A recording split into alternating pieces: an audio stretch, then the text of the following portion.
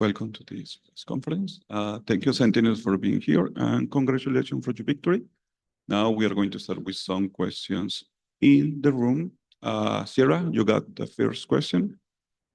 Hi, Sierra, freelance esports commentator. My first question, super lighthearted, to Kaplan. Why wouldn't you let Hubert watch the match at first? And what changed for you to turn him around and finally let him start watching? I had the shield. This hat's here to shield his eyes. That's one reason. I just want to make sure he only watches good things. He's been good to us, and I'm trying to make up for how I've treated him in the past by giving him a very happy life. Amazing. And the next question on behalf of the Val comp subreddit community goes to Zelsis. Sweepa BB had some really heartful words for you the last Wolves press conference, talking about how you were really nice to him and helped him a lot on this event and going into his matches. Do you have any message for him and the rest of Wolves now that they are also in playoffs with you? First of all, I'm glad he made playoffs. I love them. I think they deserve it for sure. And then next, we just have to make sure we win and make sure they win too. And then, we can play again and it'll be fun. So I think I'm very excited for that if it happens. Thank you. Next question. Hey guys, Bodor here. I've got a question to Bang. What is some of the biggest differences between Sentinels and 100 Thieves in terms of a team environment, but also an organizational environment? It's just there's such big differences. I think the way we approach practice and our main priorities in practice on what we want to improve on. I don't want to speak too much about it for their sake, but and for our sake, but it's just completely different the way we approach the game and what we value the most in prep for matches, in just the weeks of practice, in normal season. It's just completely different outlooks on the game, to be honest. Players completely different. It's funny whenever I hear the same things because I've been on multiple teams and you just sometimes you hear the same phrases and the same jokes and stuff like that on multiple teams. So I'll hear some of the things I say or these guys say, and I'll tell them that my teammates 100 Thieves would say it. And it's usually pretty funny. And what is that? It's just honestly it's very different. It's two teams are just so different. It's hard to just compare them. All right. Thank you very much. Next question. Wagwan Sentinels. Wagwan Shade. Hey, my man. Nice to meet you guys. I'm Ravish. Ravish. Not gonna say where I'm from. But real quick, I want to ask a question to Zekin. Zach, have you had the Jollibee here? You like it? You don't like it straight up? It's bad for him? No, I haven't had Jollibee here yet. Oh, okay, that's fine. Is it good here? Is it better than? It's pretty good. Okay, I'll give it a try. You should. But so, what'd you eat this morning to make you look this good, bro? What's going on? I had a banana. Just a banana? Yeah. Banana and coffee. Yeah. No milk in that coffee? There was some milk. Sugar? What was it? 1 cream, 1 sugar? Something like that. Nice. Thanks, Zach. Thanks, man. Hello, Gabriel Noda from AppTrigger. So my first question is to John QT. As the IGL, how has your playstyle and team strategies adapted with the new roster since the last Sentinels Masters win? And what are your hopes and expectations going into playoffs? Thank you for the question. Obviously, 2 new players and a new assistant coach. So, yeah, kind of how Tens and Sassy wanted to play is very different from how Nerit and Bang wants to play. So I had to adapt to that and kind of get used to their tendencies and make sure they're in the right spots to shine. So yeah, and overall, we still have our core. I'm still working with Kaplan to kind of just adapt to the meta and strategize and have the right game plan and stuff like that. So, the transition was very easy. As you can see, we're doing great. And yeah, obviously the goal for Toronto is to win it. Very happy with the win. We're in a good spot and looking forward to PRX. And my next question is to anyone who would answer, but I have a quote from G2 because early in the press conference, we talked to them and they talked about Sentinels. And I want your guys' reaction and anyone can answer this. So I asked them who they expected to see the losers bracket next, and they said, and G2 Valen said, give me SEN, just let me eliminate them and I'll be happy. What are your thoughts on that comment? I'll take it. I think G2 are very good, and I hope that they have a great rest of the tournament. What do you think, Celsius? I think G2 are horrible, and the fact that they lost to Paper X is embarrassing, and I think they need to be eliminated from the tournament. I don't even think they should be allowed to play their elimination game. Just send them home. Thanks so much, guys. Hi guys, congrats. Commend here. I just wanted to ask, sorry, I'm going to mention G2 again. They beat you in the final of the Americas stage, right? That was a sad day for you guys. But with hindsight, you know, they came in cold, lost today. You guys had a few matches, less pressure on those, and you came in warm and dominated this game. Are you not glad that you lost that match, obviously, but do you think it was good that you had those matches to warm up? I still can't get behind saying I'd rather be not first seed. I still think, especially when they changed the meta a lot with the tail nerfs, having that extra time to prepare is big. Yeah, and I think that is an advantage, but it definitely helps. And in G2's case, when you're a little bit nervous or shaky on a stage or just unfamiliar, I think Paper X are probably a really hard opponent with their playstyle to play in that situation. So feel for them. That was a bit of a tough spot to be in. Great, thank you. But I'm glad they lost, just to be clear. Yay. Yay. All right. I have two more questions. One, anybody on the team can answer, which is kind of on that topic of your next opponent being PRX. Last time you met was in your lower run, right, in Masters Madrid, where you beat them and then went on to win the event. How do you feel about their current form, especially their match against G2? And what do you think of the difference is with the addition of Patman? They look great. I think the addition of Fatman has stabilized them a little bit. I think they're a little less crazy than they used to be. You know, they're still the same old good Paper X. You're going to get a lot of fun gameplay, but I think there's a little bit more control in what they want to do and a little bit more intent behind everything. But they look really good. Amazing. And then the second question is also from the VALOComp subreddit community. First off, they said congratulations on moving up to the upper finals or semifinals. You played all the China teams to get here and familiarized yourselves with the China's playstyle as a region. What were some of the key similarities and differences between playing against these teams? What aspects of their playing style between Wolves, BLG, and XLG challenged you the most while playing the game? Anyone can answer, but maybe John QT as an IGL could be a good perspective. Yeah, definitely playing Wolves and BLG prepared us well to play against XLG. At the end of the day, it's the same region and they kind of have the same play style where they're like very aggressive and individualistic. I feel like out of the three, Wolves was more structured, in my opinion. I think XLG kind of had some nerves, and it was kind of their first time to play international, and they didn't play the group stage, so it was definitely difficult for them. But at the end of the day, like, it's really easy to like watch, even if you don't play a Chinese team before, it's really easy to watch a VOD and kind of like familiarize yourself with what kind of fights they want to take and what kind of like game plan they come up with.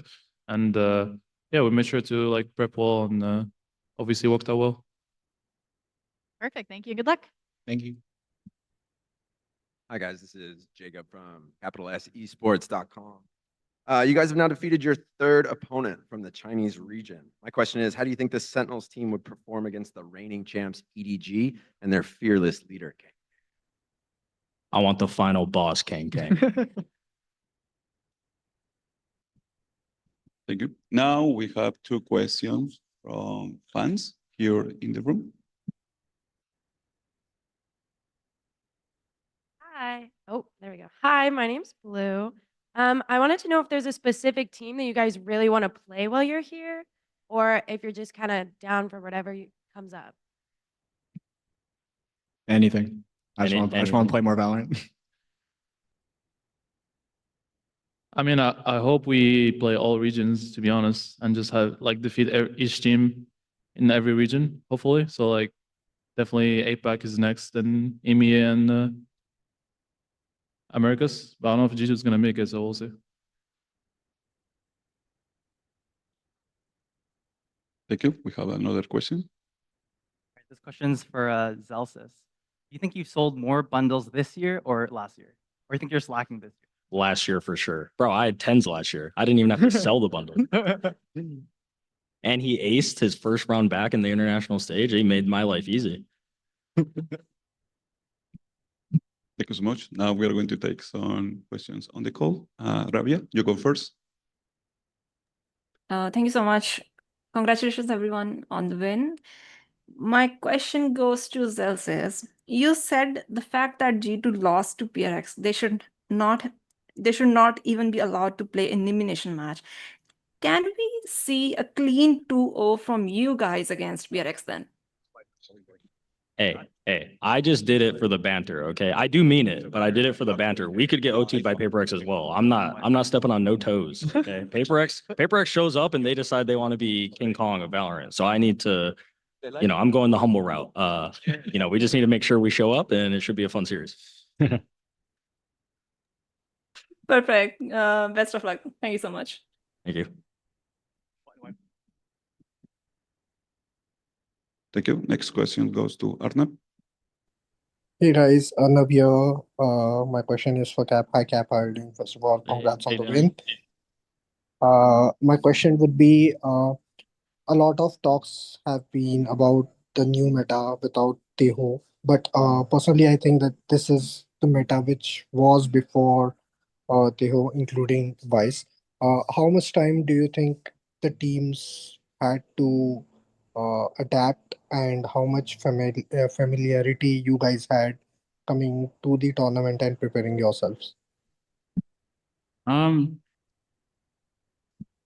I think for the most part in this game, the maps dictate how the game plays more than the agents. I think there's exceptions to that, like Teho and Chamber, where they come in and they're incredibly strong and they shake things up a lot. So it's definitely, I'm having a lot of fun right now because I feel like there's a lot of options on what you can do. Eyes is strong and we get to see what she looks like without Teho around, but you don't have to play her. I think it sounds like a lot of work to switch off Teho on a lot of maps, but because of what I'm saying, I don't think it's been too bad. And I think so far you're seeing a lot of teams playing comps and ways that they played before the Teho meta, like instead of just some other brand new thing. And I think I like it. I think it's made the tournament a little bit more. I mean, I just enjoy it. I feel like the games are tighter and it's not like huge curveballs left and right because of it. Thank you guys and best of luck against PRX. Thank you. Next question goes to Pedro. Hey guys, can you hear me?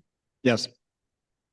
All right, perfect. Thank you guys so much. First off, as everybody else has been saying, congrats on the victory to Devi and moving on to the next round of playoffs. Oh, by the way, Pedro Romero, independent journalist.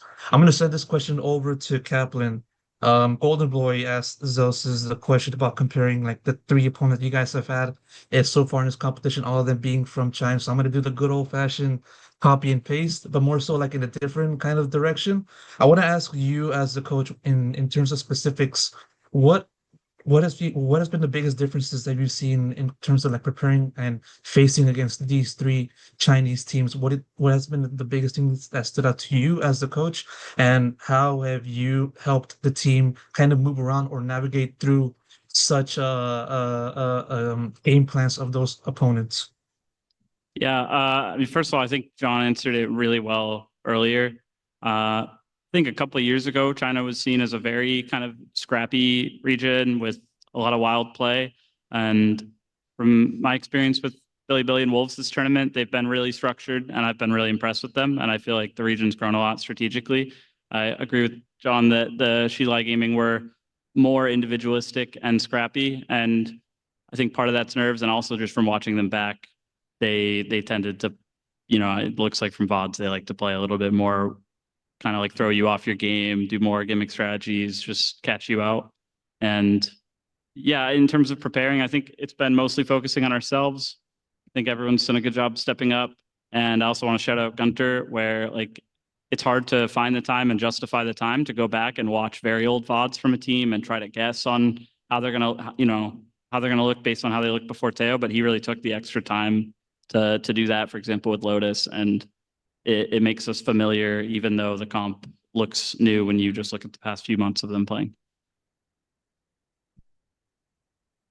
Thanks. Next question will go to Harry. Thanks. Hey guys, Tenrek, independent. Congrats on the win.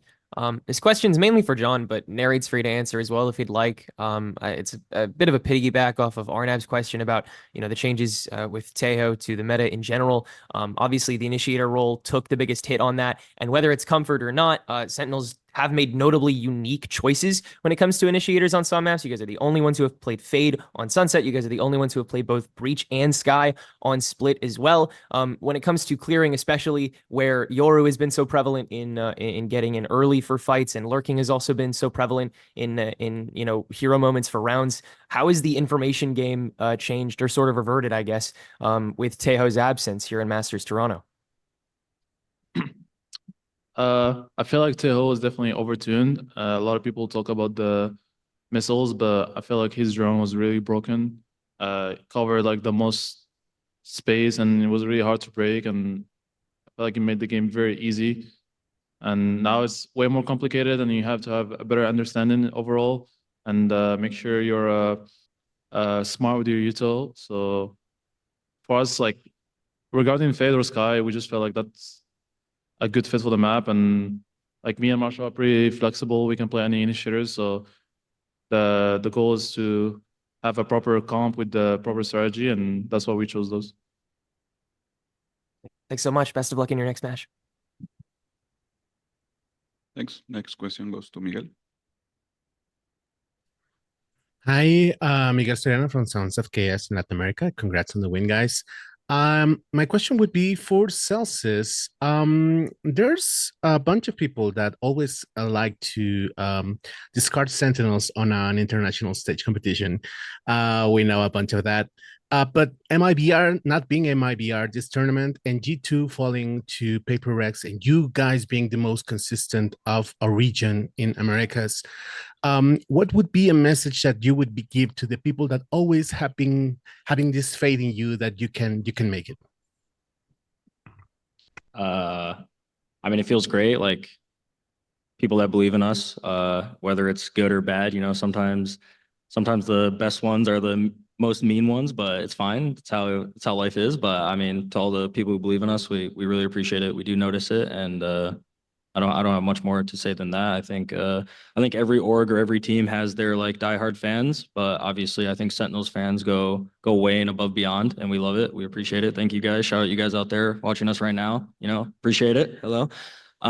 Sen City is one of the best fan bases I've ever seen, especially being a part of it. It's a very, very humbling, very wholesome thing, I guess. And yeah, that's about it. Thank you.